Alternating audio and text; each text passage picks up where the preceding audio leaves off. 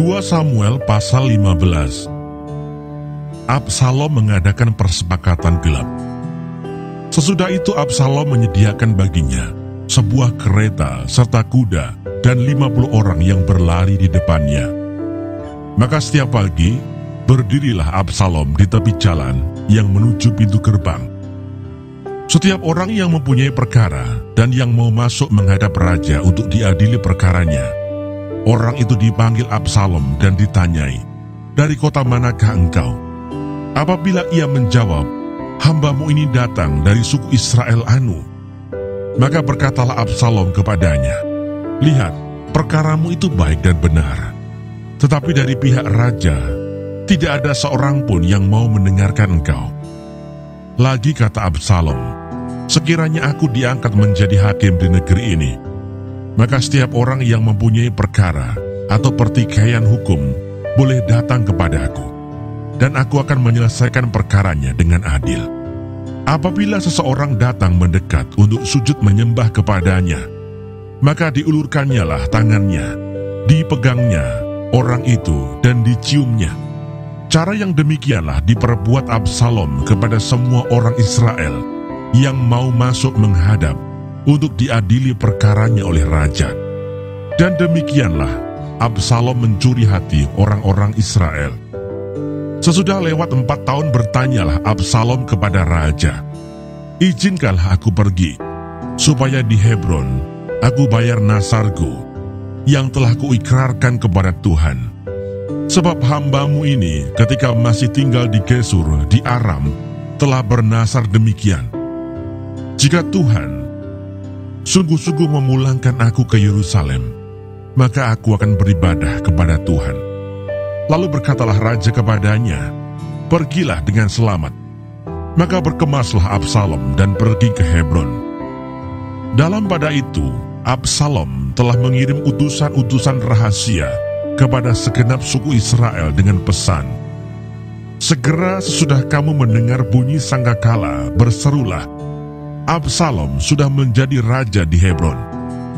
Beserta Absalom turut pergi 200 orang dari Yerusalem, orang-orang undangan yang turut pergi tanpa curiga dan tanpa mengetahui apapun tentang perkara itu. Ketika Absalom hendak mempersembahkan korban, disuruhnya datang Ahitofel, orang Gilo itu, penasihat Daud, dari Gilo kotanya. Demikianlah persepakatan gelap itu menjadi kuat, dan makin banyaklah rakyat yang memihak Absalom. Daud melarikan diri dari Yerusalem. Lalu datanglah seorang mengabarkan kepada Daud, katanya, "Hati orang Israel telah condong kepada Absalom." Kemudian berbicaralah Daud kepada semua pegawainya yang ada bersama-sama dengan dia di Yerusalem, "Bersiaplah, marilah kita melarikan diri, sebab jangan-jangan kita tidak akan luput daripada Absalom. Pergilah dengan segera, supaya ia jangan dapat lekas menyusul kita dan mendatangkan celaka atas kita dan memukul kota ini dengan mata pedang." Para pegawai raja berkata kepada raja, "Terserah kepada tuanku raja, hamba-hambamu ini siap." Lalu keluarlah raja dan seisi rumahnya mengiringi dia. 10 orang gundik ditinggalkan raja untuk menunggui istana. Maka keluarlah raja dan seluruh orang-orangnya mengiringi dia. Dekat rumah yang terakhir mereka berhenti, sedang semua pegawainya berjalan melewatinya, juga semua orang Kreti dan semua orang Pleti, juga semua orang Gad, 600 orang banyaknya, yang mengiringi dia sejak dari Gad berjalan melewati raja. Lalu bertanyalah raja kepada Itai, orang Gad itu, "Mengapa pula engkau berjalan bersama kami? Pulanglah dan tinggallah bersama-sama raja, sebab engkau orang asing, lagi pula engkau orang buangan dari tempat asalmu.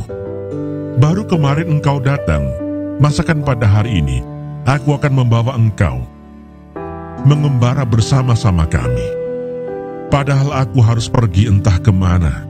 Pulanglah dan bawalah juga saudara-saudaramu pulang. Mudah-mudahan Tuhan menunjukkan kasih dan setia kepadamu." Tetapi Itai menjawab raja, "Demi Tuhan yang hidup, dan demi hidup tuanku raja, di mana tuanku raja ada, baik hidup atau mati, di situ hambamu juga ada." Lalu berkatalah Daud kepada Itai, "Jika demikian berjalanlah lewat." Kemudian lewatlah Itai orang Gad itu, bersama-sama dengan semua orangnya dan semua anak yang menyertai dia. Seluruh negeri menangis dengan suara keras ketika seluruh rakyat berjalan lewat. Raja menyeberangi sungai Kidron dan seluruh rakyat berjalan ke arah padang gurun. Dan lihat, juga Sadok ada di sana beserta semua orang Lewi, pengangkat tabut perjanjian Allah. Mereka meletakkan tabut Allah itu. Juga Abiatar ikut datang. Sampai seluruh rakyat dari kota selesai menyeberang. Lalu berkatalah raja kepada Sadok, "Bawalah tabut Allah itu kembali ke kota. Jika aku mendapat kasih karunia di mata Tuhan, maka ia akan mengizinkan aku kembali, sehingga aku akan melihatnya lagi, juga tempat kediamannya. Tetapi jika ia berfirman begini, 'Aku tidak berkenan kepadamu,' maka aku bersedia, biarlah dilakukannya kepadaku apa yang baik di matanya." Lagi berkatalah raja kepada Sadok imam itu, "Jadi engkau dan Abiatar pulanglah ke kota dengan selamat, beserta anakmu masing-masing, yakni Ahimaas anakmu dan Yonatan anak Abiatar. Ketahuilah, aku akan menanti di dekat tempat-tempat penyeberangan ke padang gurun, sampai ada kabar dari kamu untuk memberitahu aku." Lalu Sadok dan Abiatar membawa tabut Allah itu kembali ke Yerusalem, dan tinggallah mereka di sana. Daud mendaki Bukit Zaitun sambil menangis. Kepalanya berselubung dan ia berjalan dengan tidak berkasut. Juga seluruh rakyat yang bersama-sama dengan dia, masing-masing berselubung kepalanya, dan mereka mendaki sambil menangis. Ketika kepada Daud dikabarkan demikian, Ahitofel ada di antara orang-orang yang bersepakat dengan Absalom. Maka berkatalah Daud, "Gagalkanlah kiranya nasihat Ahitofel itu ya Tuhan." Ketika Daud sampai ke puncak, ke tempat orang sujud menyembah kepada Allah, maka datanglah Husai orang Arki, mendapatkan dia dengan jubah yang terkoyak dan dengan tanah di atas kepala. Berkatalah Daud kepadanya, "Jika engkau turut dengan aku, maka engkau menjadi beban kepadaku nanti. Tetapi jika engkau kembali ke kota dan berkata kepada Absalom, 'Aku ini hambamu ya Raja, sejak dahulu aku hamba ayahmu, tetapi sekarang aku menjadi hambamu.' Dengan demikian, engkau dapat membatalkan nasihat Ahitofel demi aku. Bukankah Sadok dan Abiatar, imam-imam itu, ada bersama-sama engkau di sana? Jadi segala yang kau dengar dari dalam istana raja, haruslah kau beritahukan kepada Sadok dan Abiatar, imam-imam itu. Ingatlah, di sana bersama-sama dengan mereka ada kedua anak mereka, Ahimaas anak Sadok dan Yonatan anak Abiatar. Dengan perantaraan mereka, haruslah kamu kirimkan kepadaku segala hal yang kamu dengar." Dan tibalah Husai, sahabat Daud, di Yerusalem, tepat pada waktu Absalom masuk ke kota itu.